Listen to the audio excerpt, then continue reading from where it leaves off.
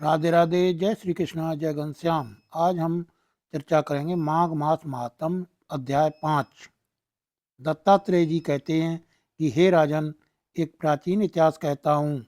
भृगवंश में ऋषिका नाम की एक ब्राह्मणी थी जो बाल्यकाल में ही विधवा हो गई थी। वह रेवा नदी के किनारे विंध्याचल पर्वत के नीचे तपस्या करने लगी। वह जितेंद्रीय, सत्यवक्ता, सुशील, दानशीलता तथा तप करके देह को सुखाने लगी थी। वह अग्नि में आहुति देकर उच्च वृत्ति द्वारा छठे काल में भोजन करती थी और संतोष से अपना जीवन व्यतीत करती थी।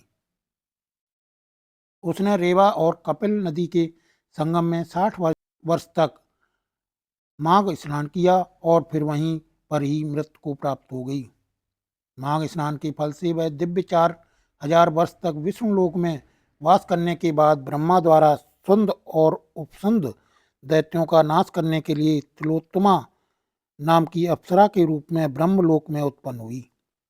वह अत्यंत रूपवती, गान विद्या में अति प्रवीण और मुकुट कुंडल में शोभायमान थी। उसका रूप, यौवन और सौंदर्य देखकर ब्रह्मा भी चकित हो गए। तिलोत्तमा रेवा नदी के पवित्र जल में स्नान करके वन में बैठी थी। तब सुंद व उपसुंद के सैनिकों ने चंद्रमा के समान उस रूपवती को देखकर अपने राजा सुंद और उपसुंद से उसके रूप की शोभा का वर्णन किया और कहने लगे कि कामदेव को लज्जित करने वाली ऐसी परम सुंदरी स्त्री हमने कभी नहीं देखी। आप भी चलकर देखें। तब वह दोनों मदिरा के पात्र रखकर वहां पर आए जहां पर वह सुंदरी बैठी हुई थी और मदिरा के पान के कारण काम क्रीड़ा से पीड़ित हुए और दोनों ही आपस में उस स्त्री रत्न को प्राप्त करने के लिए लड़ने लगे और फिर आपस में युद्ध करते हुए वहीं समाप्त हो गए।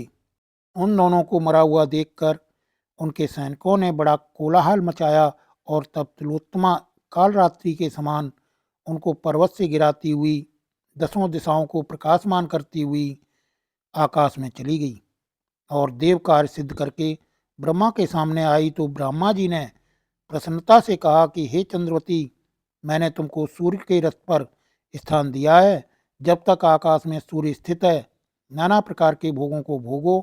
सो हे राजन, वह ब्राह्मणी अब भी सूर्य के रथ पर माघ मास स्नान के उत्तम भोगों को भोग रही है। इसलिए श्रद्धावान पुरुषों को उत्तम गति पाने के लिए यत्न के साथ माघ स्नान में विधिपूर्वक स्नान करना चाहिए। जो व्यक्ति इस कथा को सुनता या पढ़ता है उसे उत्तम गति पाकर मुक्ति को प्राप्त होता है और इस लोक में उत्तम सुखों को प्राप्त करता है। राधे राधे। जय श्री कृष्णा, जय घनश्याम।